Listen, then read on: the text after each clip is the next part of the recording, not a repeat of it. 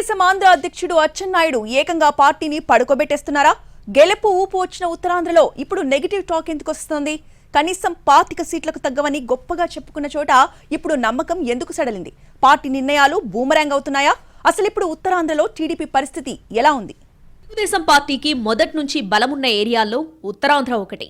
3 రాజధానుల ఎపిసోడ్తో విశాఖను రాజధానిగా ప్రకటించిన వైసీపీ ఇక్కడ పట్టు సాధించలేకపోతుందన్నది ఒక పొలిటికల్ పరిశీలన.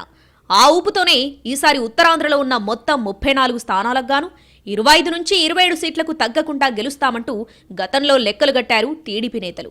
ఉత్తరాంధ్రలో తమ పార్టీ మాంచి జోష్ మీదుందని, తక్కువలో తక్కువ 25 స్థానాలైతే గెలుస్తామని నాడు డంకా బజాయించారు. కానీ ఇప్పుడు తీరా ఎన్నికల ముంగిట్లోకొచ్చేసరికి ఆ ఫీల్ గుడ్ ఫ్యాక్టరీ కనిపించడం లేదన్న మాట టీడీపీ వర్గాల్లోనే వినిపిస్తుంది.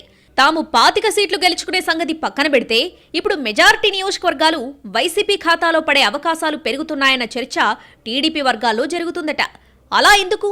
ఇంతలోనే అంత మార్పు ఎందుకంటే అభ్యర్థుల ఎంపికలో జరిగిన ఘోరమైన తప్పిదాలేనన్నది పార్టీ నేతల ఫైనల్ ఆన్సర్. అందుకు బాధ్యులెవరంటే పార్టీలోని ఎక్కువ మంది నేతల వేళ్లు అచ్చెన్నాయుడు వైపు మల్లుతున్నాయన్నది ఇంటర్నల్ టాక్. పార్టీ ప్రయోజనాలు గెలుపు గుర్రాల సోయి లేకుండా తనకు అనుకూలంగా ఉండే వాళ్లకే టికెట్లు ఇప్పించుకోవడంలో అచ్చెన్న సక్సెస్ అయ్యారని, దాని పర్యవసానంగానే ఉత్తరాంధ్రలో గట్టి జట్కా తగిలే ప్రమాదం కనిపిస్తుందన్నది టీడీపీ వర్గాల ఆందోళనగా తెలిసిందే. డెల్టా శ్రీహరి పంచతులసి ఇమ్యూనిటీ పెంచి జీర్ణకోశ శ్వాసకోశ వ్యవస్థలను ఆరోగ్యంగా ఉంచడానికి సహాయపడుతుంది. ఓ విధంగా చెప్పాలంటే కోతకు సిద్ధంగా ఉన్న పంట మీద మదుపుట ఏనుగుల మందపడి తొక్కిపెట్టి నాశనం చేసినట్టుగా ఉందని పార్టీ నేతలే మాట్లాడుకుంటున్న పరిస్థితి. మరీ ముఖ్యంగా ఉమ్మడి శ్రీకాకుళం జిల్లాలో అచ్చెన్నాయుడు తన వర్గాన్ని కాపాడుకునేందుకు పార్టీనే పరంగా పెట్టేశారన్న విమర్శలు పెరుగుతున్నాయి. శ్రీకాకుళం సెగ్మెంట్ నుంచి సీనియర్ అయిన గుండా లక్ష్మాదేవమ్మకు టికెట్ దక్కకుండా గొండు శంకర్ను తెరమీదకు తెచ్చారు. అందుకు అచ్చెన్నే కారణమని లక్ష్మీదేవమ్మ అనుచరులు బహిరంగంగానే ఆరోపిస్తున్నారు. ఒకప్పుడు గెలుపు గ్యారంటీ అనుకున్న ఆ సీటు ఇప్పుడు డైలమాలో పడిందన్నది పార్టీ వర్గాల టాక్. అర్బన్ ప్రాంతంలో టీడీపీకి ఓటర్లు సహకరిస్తే తప్ప గొండు శంకర్ గట్టెక్కడం కష్టమనే భావన వ్యక్తమవుతుంది. ఇక పాతపట్నం టికెట్ దక్కించుకోలేకపోయినా కలమట అయితే నేరుగా అచ్చెన్నాయుడును టార్గెట్ చేస్తూనే ప్రచారం మొదలుపెట్టేశారు. తాను నిర్వహిస్తున్న రోడ్ షోలలో అచ్చెన్నాయుడు, కూన రవి మీద అదే పనిగా విమర్శలు చేస్తున్నారు కలమట. చంద్రబాబును వీరిద్దరే పక్కదోవ పట్టించారన్నది ఆయన ఆరోపణ. అచ్చెన్నాయుడు సర్వేలను కూడా ట్యాంపర్ చేసేసి తప్పుడు నివేదికలు పంపి తన అనుచరుడైన మామిడి గోవిందరావుకు టికెట్ ఇప్పించుకున్నారని అంటున్నారు కలమట వెంకట్రమణ. అందులో వాస్తవం లేకపోలేదనేది టీడీపీ వర్గాల్లో వినిపిస్తున్న మాట. ఇక ఎచ్చెర్ల టికెట్ ఆశించిన కళా వెంకట్రావుకు ఆ స్థానం దక్కకుండా చేయడంలో అచ్చెన్న సక్సెస్ అయ్యారని అంటున్నారు.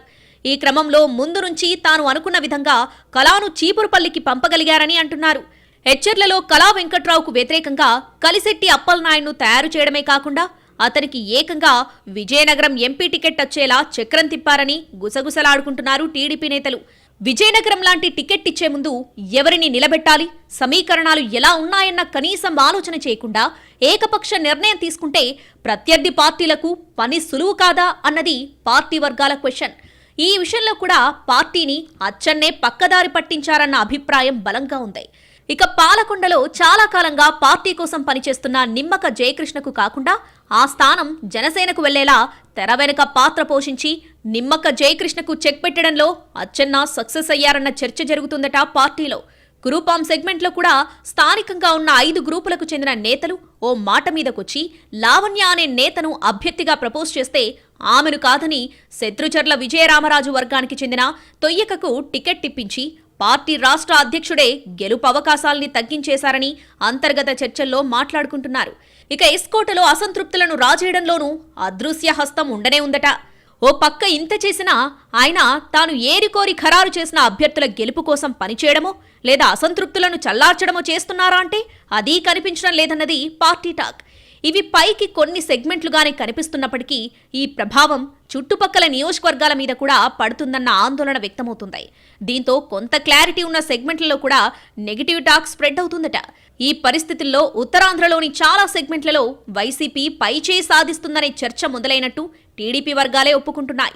పార్టీకి కంచుకోట లాంటి ఇచ్చాపురం సెగ్మెంట్ కూడా ఇప్పుడు టైట్లో పడిందనే చర్చ జరుగుతుందంటే అందుకు కారణం అచ్చెన్న వ్యవహార శైలేనన్నది టీడీపీ ఇంటర్నల్ టాక్. అయితే కొంతలో కొంత ఊరటగా ఉమ్మడి విశాఖ జిల్లాలో ఎస్టీ సెగ్మెంట్లు మినహా మిగిలిన చోట్ల ఆశాజనకంగా ఉన్నామంటున్నారు టీడీపీ నేతలు. శ్రీకాకుళం, విజయనగరం జిల్లాలోని నెగిటివ్ ఎఫెక్ట్ విశాఖ వరకు రాకపోవడమే రిలీఫ్ అంటున్నారు. పార్టీ అధిష్టానం ఇప్పటికైనా కళ్ళు తెరిచి ఆపరేషన్ ఉత్తరాంధ్రను చేపట్టకుంటే పరోక్షంగా తగిలే దెబ్బలకు దిమ్మ తిరిగి బొమ్మ కనిపించడం ఖాయమన్న భావన టీడీపీ వర్గాల్లోనే వ్యక్తమవుతుంది.